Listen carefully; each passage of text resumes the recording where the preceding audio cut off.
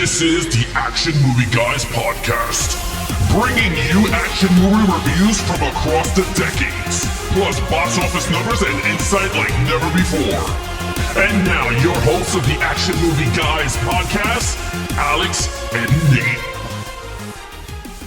What's up, everyone? Welcome to a brand new episode of the Action Movie Guys podcast. This is episode number 124. I'm your host, Nate. This is my co-host, Alex Figueroa.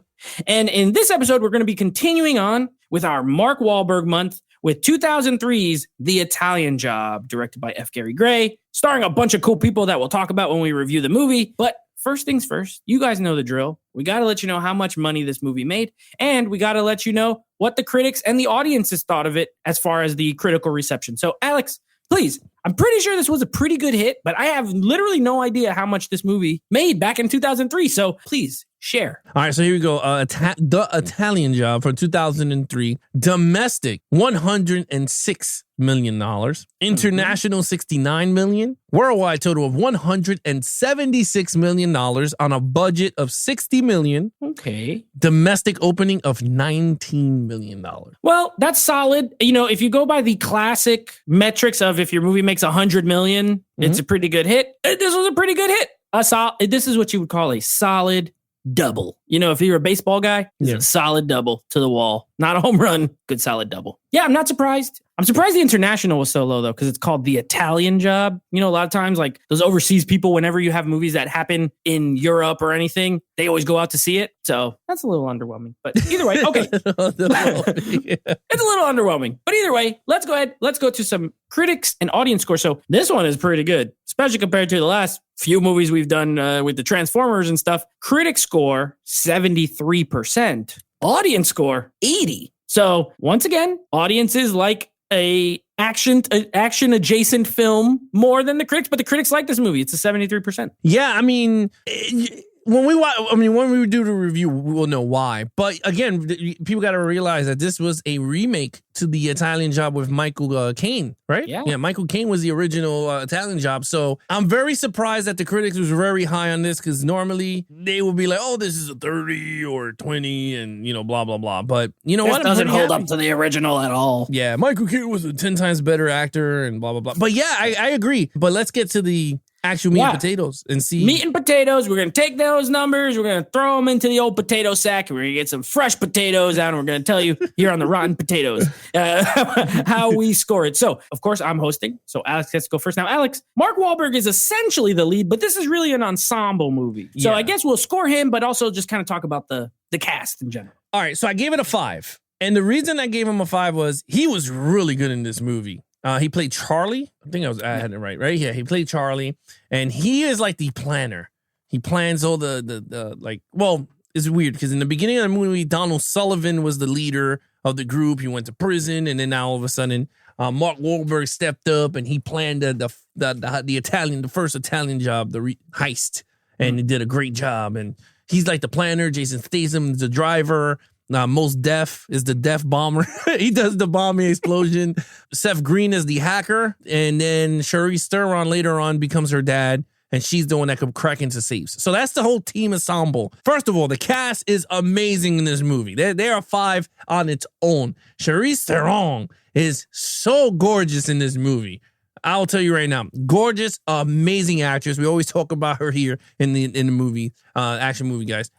Great actress. Jason Statham again. He is back on it in our show again. You can't get rid of him. You can't get rid of this guy. Stallone and him are now it's the Expendables of this is the Expendables podcast. Yeah, pretty much. He's here. Seth Green is actually really good. Most Def, very underrated actor. He's a really good actor. I think he's a really good actor. I don't know what other people think, but again, in terms of Mark Wahlberg, he was really good. They all had great chemistry. It worked. They blended very well. And then, of course, which we'll talk about in the main villain, another great actor, but I'm not going to say his name once we get to the villain. But in terms of Mark Wahlberg, he was charming, very planny guy, very, he's like an everyday's man, but he's just a thief. I mean, the guy is a thief. And I thought he worked very well. I gave it a 5. You know what? This movie got a great cast. Amazing. Amazing cast. I was waiting to see if you were going to drink that before I delivered the line. The cast is great. You know what? I agree with you about Most Def. And the funny thing is, as far as rappers who are actors, he's maybe the best one. You know, like he's up there because he started off as Ice Cube's great, but Ice Cube is not as versatile. He could only play like angry black guy pretty much. Like that's his niche. He could be funny, but that's his role. You never see Ice Cube as like just like a nice regular guy or like Mos Def is more versatile. That I agree with you, but I mean he did Barbershop. That wasn't like that was a more family friendly. Yeah. I guess that was the only one. He's good. Yeah, that's the only one. And don't get me wrong, I love Ice Cube. Ice Cube, but I think Mos Def is more versatile, can do more things, and he's just as funny. And I love him. I love him as a rapper and as an actor. So I'm with you there. And then, of course, his name is Left Ear. They all have funny nicknames. He's Left Ear because he's deaf in his right ear. It's hilarious. I love when Seth Green wants to be called Napster the whole time. And then they're like, well, you call him Handsome Rob. And he's like, well, that's because he is Handsome Rob. Like, we don't just call him that. He just is. Like, Jason Statham is Handsome Rob. I love it. I called him Handsome Rob for like after I saw this, that's how I kept calling him. Like when he was in Transport, I was like, oh, this is a Handsome Rob is in this movie. And I love it. He's great. And there's just enough of him. You know what I mean? Like he's just enough. And I love Statham. He can lead a movie, but they use him right. Yeah. Wahlberg, there. I mean, Charlize Theron. I mean, poems can be written. Charlize Theron. These could be a part. Yeah, she's something else, honestly. And I love her in this movie. I think she's a great actress. She's won an Oscar, but she's really good. She's very endearing, you know, like she doesn't want to help them, but then she's like, I got to avenge my dad, you know, this whole thing. And then we get to Mark Wahlberg. I'm going to disagree with you slightly, but I'm going to end up, by the way, 5. I ended up scoring the team because this is an ensemble. He's the weakest link of the team, in my opinion. His performance is like, he's great. He's not great. He's very, very good. He does the role exactly how it should be. He's the right amount of charming. You know, Mark Wahlberg is a great looking guy, good looking guy. I love that they didn't lean in heavy with like a romance with him and Charlize. Like there's little like things here and there, but it's not like, that's not the point of the movie, which I appreciated. It was very good, but he's the planner of the group. He's like the son of Donald Sutherland pretty much that he didn't really have. You know, he's like the favorite. He's not super dynamic in the role either. He's just kind of there. He's sturdy. He's very good. If I was just scoring him, probably a 4, but I feel like he's elevated by everyone around him. And I do buy him as the leader of the group. You know what I mean? Like he seems like the type of person they'd all respond to the way they do throughout the movie, which I think that's a win so overall, I give it a 5, a great ensemble. Fantastic. Okay, main villain, Edward Norton, of course. Oh, 5. Look, again, I said it during our last episode. When a good guy turns bad, you hook Big Papa Al. That's exactly what happened. Again, I knew what happened anyway because I seen this movie, so it's not like it's new. But again, the way he does is such a dirtbag move that I loved it. He shot Donald Sullivan in the freaking chest in front of everybody. No one could have did nothing. And I was like, man, this is crazy. But again, that's what happens in heist movies. Someone's going to be greedy and the last job is going to do something stupid. And he did. And what made it even worse, to put the dagger in their hearts, is that he stole everybody's things that they wanted to do with the money. He brought it. That's the worst. The Aston Martin Vanquish. He brought the stupid stereo system, the big screen TV. The house came from like Spain because that's what Mos Def wanted, brick by brick. So like that's even dirtball move. And he was just a weasel, like a scumbag, and he played him very well. And again, I say it to this day, I will say it. Ed Norton was the best Hulk in the MCU. Everyone can say whatever they want. Mark Ruffalo, whatever. I think if you would have put him with that cast, it would have been a 360-degree Avengers because he knows his Marvel. And I think that's the reason why that movie was so successful. I know a lot of people hated it, whatever, but I think it was one of the best Hulk movies on screen. But that's a different story. Best different Hulk thing. movie on But yeah, I agree. As a Hulk fan, it's the best. Yeah, it's the best one. But with that said, with his finesse and everything, man, it is a 5. Even when he's eating food and he said, I shot your father in the face. That was such a dirtball.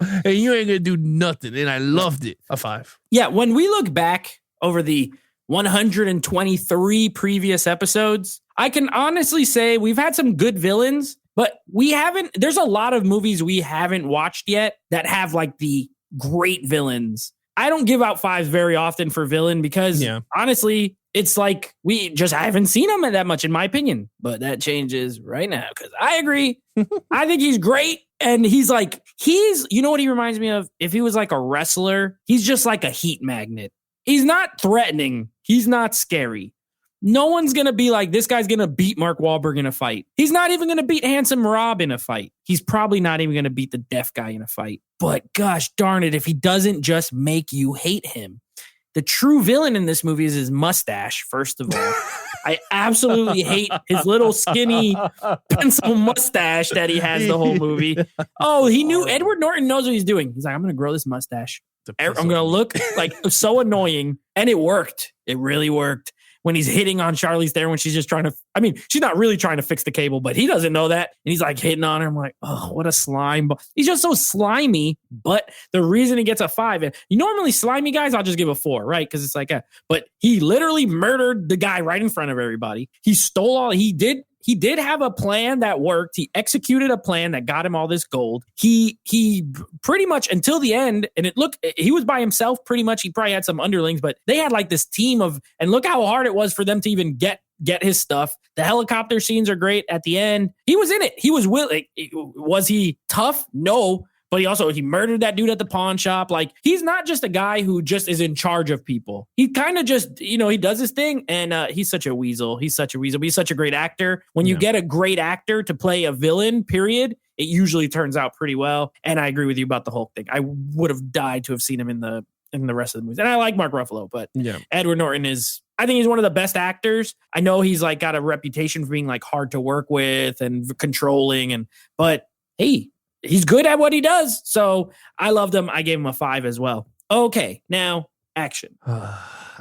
There's no way. There's no way to go below 5. This is a 5. This is a straight thievery of a 5. This is a 5, man. First of all, the beginning action, right? Straight boat. I love boat scenes. Like every time we watch the 007 movies and we see boats, something about boats, it has to work because boats are boring. Yeah. But it has to flow. This one worked because it was like a double package. They were being the decoy, and then they were stealing the money. The gold in the water. So I was like, that's a double awesomeness. So I was like, that's pretty cool. The adrenaline is up. Then you got the bridge scene when he shot Donald Sullivan in the face. Right? And then they went right over into that cold water and survived. I was like, oh, this is good. Then they started to plan because it's not much action in this movie if you really think about it. You have the beginning. Then they start to plot how they're going to get to this guy. But then once they get the Mini Coopers in, that's when the action sequences start to kick up. And that's where it gets good. The driving scenes in this movie is phenomenal. Let me just tell you, it is amazing. I think it was very well done. I love that whole sequence. I think all the driving, and again, I love driving scenes in movies. I think they're so great. This one wasn't as long, but this one was actually really good. They got to where they needed to go. It was very fun, them jumping on the train tracks and doing all that stuff. And I was like, wow, this is cool. The ending was really good. But again, it's not a typical action movie in a sense of gunfighting and everything. This is a thief action movie where heist film. Yeah, it's a heist film. It's more of a, how do I say? It's more of an Ocean 11 with cars and stuff without them stealing a casino, if you know what I mean. Like in Ocean's 11, they're just stealing a casino, not much action there. But in this one, it's Ocean 11 on wheels. Right. Yeah, that's pretty much what it is. And I loved it. Yeah. And I think it worked. It's a 5. It was a very well thought out car chase scene in the beginning. You got me hooked. 5. Okay. So I'm a little lower than you, but I actually don't disagree with any of your points. I gave it a 4, and I feel like I was generous because there is not a lot of action. So I don't want people to get the wrong idea. If you've never seen this movie, it's mostly talking. Now, good talking, and we're going to get to story, but it's not a traditional action film. And I think that's why I called it action adjacent earlier, because it is like, there's moments of action. You're right. At the beginning, I love the boat chase. And I don't know why, but yeah, you're right. Every time I see a boat chase now, I just think of the world is not enough. Every single time. I'm sick of it. I can't help it. I'm like, hey, this boat's pretty good, but remember the world is not enough? That was really good. That was really good. It's like, gosh darn it. I can't not think of it because of this stupid podcast. It's not stupid. It's great. Make sure you download it. But you know what I mean? This stupid podcast got me thinking the world is not enough every time I see a boat in the water. But that being said, well executed. F. Gary Gray does a good job with all the action. He's one of those directors who's like solid. He's really solid. I don't think he's amazing, but he shoots everything competently. Everything looks good. Nothing is like no shaky ever. Camera like I love the chase scene at the end with the Mini Coopers. I love the helicopter's low. Like the helicopter almost hits some cars a few times. Yeah. Very well executed, very well staged. I agree the driving scenes are really good. And the reason I give it a 4, and honestly, I could have gave it a 3 just from lack, but because the final like 20 minutes or so is essentially like an action scene and it's very well done and very well made, I'm going to give it a 4. I think it's fun. And the end result is not quite, like you said, it's not traditional in a lot of ways. It doesn't quite end how you think it's going to end, as far as with all the characters and everything. So it does and doesn't, if that makes any sense. But yeah, a lot of fun. I give it a 4. Well, I would like to say though, but the reason why I gave it a 5, I don't want people to be like, oh, because it was great. It's not about that. I gave it a 5 because it was a great quality of the action. Yeah, I understand how low the execution was great. Yeah, I could have gave it a 4. Which I was going with it, but I'm like, wait, if we really think about it, this was 2 action set pieces that really hooked you into the movie, where the father got killed, and then at the end when they're getting revenge to steal the gold, everything was planned out. I mean, even with the explosions in the street, the thing drops. I was like, yo, this thing was like planned out very well. The quality was not cheapy Netflix looking crap that we get now. And it wasn't CGI. Yeah, it was straight up practical. So that's the reason why I gave it a 5. I think it was a perfectly executed, and the quality of the actions was shot very well. So for me on that point. No arguments. Yeah. You got it. I agree with you. All right, storyline. 4.5. Okay. I didn't go with the perfect on this one because there's a storyline that's pretty much done. Now, I never seen the original Italian Job, so I really don't know what the storyline is for that. I don't know if it's the same as this. I don't know what the hell it is, but I'm just grading this movie.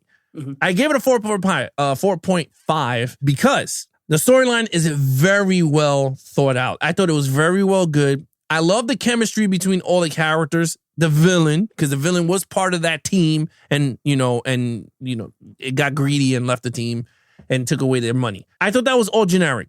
It's a generic storyline, but very well executed. And I was like, you know what? You got to give it the praise for what it is. And I thought it was very well done. Again, like I said, it's a generic storyline. If you really look at it in a thief story, it's just like Ocean's 11. You know what I mean? They're stealing actually it's more Ocean's 12. 13. That's the one with Al Pacino when he takes the casino away from the guy, and then they went back and they take Garcia? Yeah, no. What's the guy with the big Sal? I think it's Sal. Remember Sal and Al Pacino? They purchased the casino. Oh, yeah. And then he takes away, he tells him to fork over everything, and he screws him over. And Danny Ocean's like, you better, give him his after. He's like, no. And then they seek revenge. This movie reminded me of Ocean's 13, of that type of storyline, but more on wheels. I think the storyline worked very well. Charlize Theron is the hidden gem in this movie because her performance is what elevated the storyline, because they were using her, like her emotions of like she could strangle the crap out of this guy, but she didn't.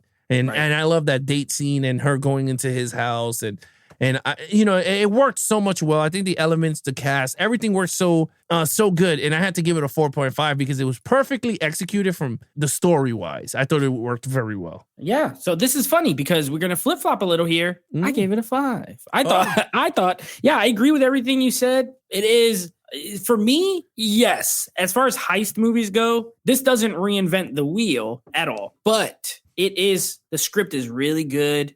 The dialogue's really good. When I'm looking at like a good story, I'm like, if there was no action, would I be having a great time? Absolutely. This movie could have had no action in it. It could have had 0 action scenes, and I would have loved it as much as I do. I love the characters. When you have really well-written, developed characters, that all counts towards the story for me. So, yeah, I think you said it all very well. I'm just going to give it the 5, but I don't really have much to add to it. I thought it was great. I love the camaraderie. I love the planning. I love the whole heist. I love heist plans, and I love training montages where they're driving the car to test it out, like if they could hold the weight. And I love all that crap. I'm a sucker for it. So, yeah, 5 out of 5 for me. And it's funny. That's the thing. Like, this is a really fun. I laugh a lot of times every single time I watch this movie. Yeah. And it's at these like little lines. Like, just say one little thing and it's like really funny to me. So humor always adds. I love it. Okay. Overall, 4.5. I'm going to give it a 4.5.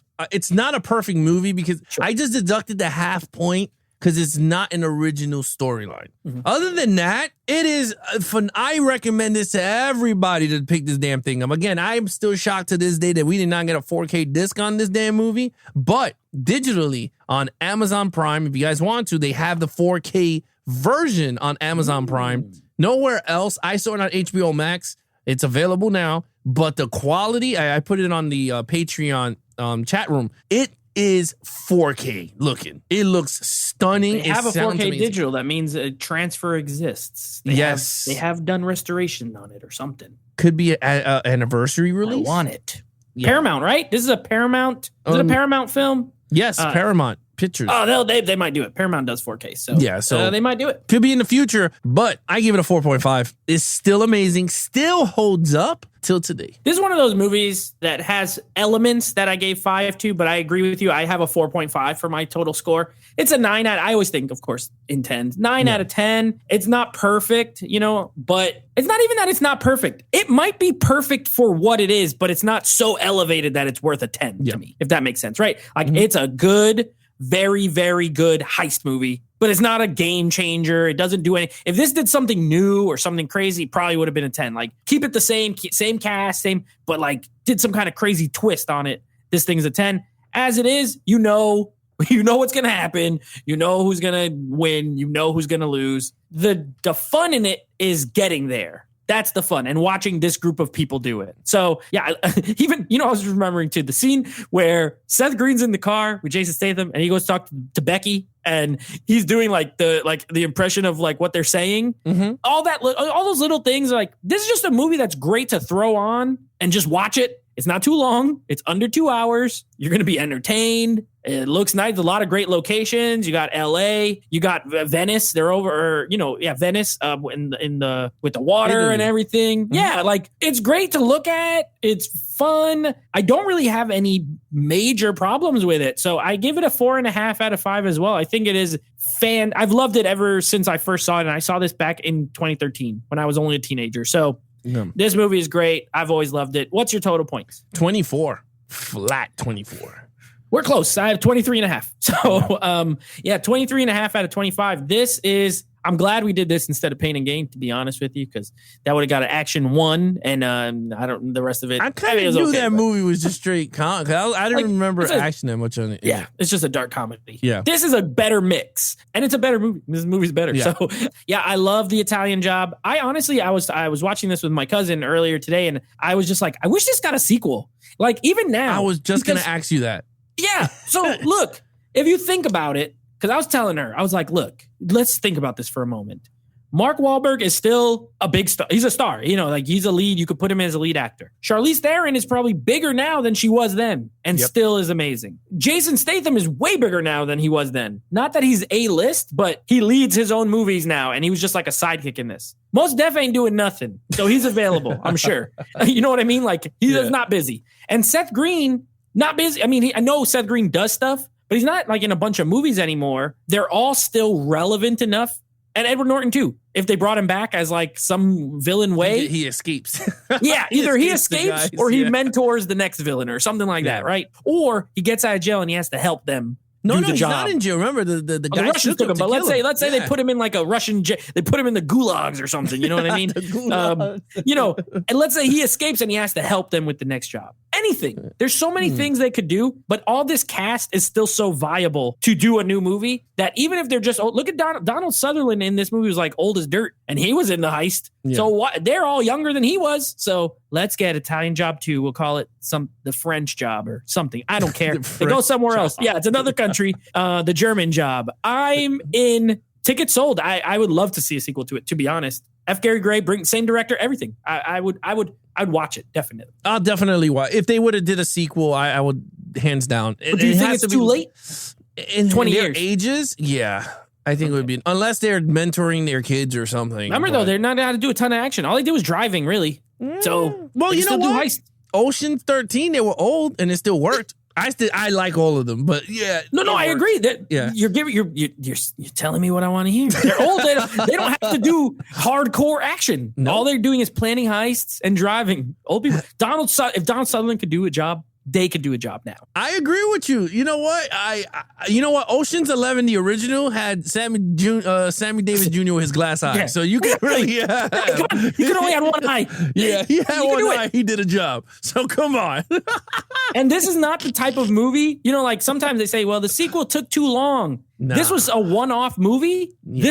It could work. Why not? I think so. Bring the band back together. Let's get the Italian Job 2 going. Okay. With that being said, I love this movie. I'm glad we were able to watch it. I always will love watching it. Next week, we got a Mark Wahlberg double feature. We got Transformers, Age of Extinction, which will be us. We will be extinct by the time it's over because it's so long. We will be watching that for the Transformers movie. And for our last and final Mark Wahlberg month, Mark Wahlberg movie, because we got one more after that in February, we got Four Brothers as voted on by you. Have you ever seen Four Brothers? Good. Another one with a nice cast. We got Mark Wahlberg, Tyrese, Andre 3000, Garrett Hedlund, Sofia Vergara before she was famous. So yeah, I'm looking forward to seeing your thoughts. I haven't watched it in years, so I don't remember everything. Nice little revenge kind of thriller movie. Well, the next week is double movies I've never seen. So I've never seen double first time. Yeah. This is exciting. I love a good double first time watch. And then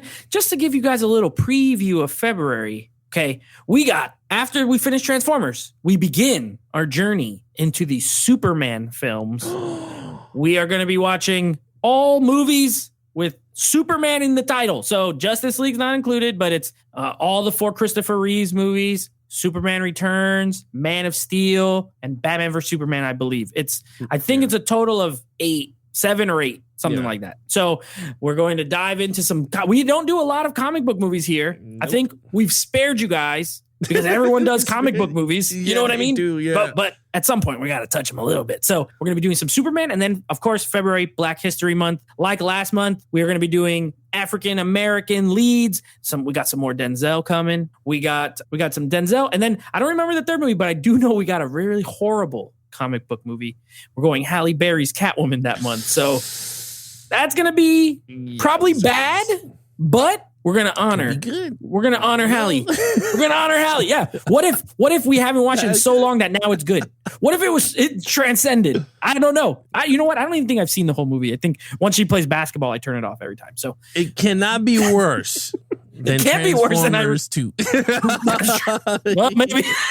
We never know. We'll find out. Know. Yeah. So anyway, just wanted to give you guys a little preview so you can be excited for what's coming. There you have it, guys. If you want to follow us on our social media accounts, please follow Nate over on Instagram at NateFlix Reviews. Check out the podcast with him and his friends called NateFlix Movie Reviews. Anything action movie guys, head over to www.youtube.com/levelsofgeeks for the video versions of the podcast. You guys want to take us on the go to iTunes, Spotify, Stitcher, TuneIn Radio, anywhere you listen to your podcast platform, any of the platforms you listen to your podcast on. We are Action Movie Guys. Just search for there, subscribe, download, have fun, leave some ratings there. And of course, you want to follow us on our social media account, Levels of Geeks on Twitter. Other than that, that's your host, Nate from NateFlix Reviews. I'm his co-host, Alex Figueroa. Be awesome to each other and geek out.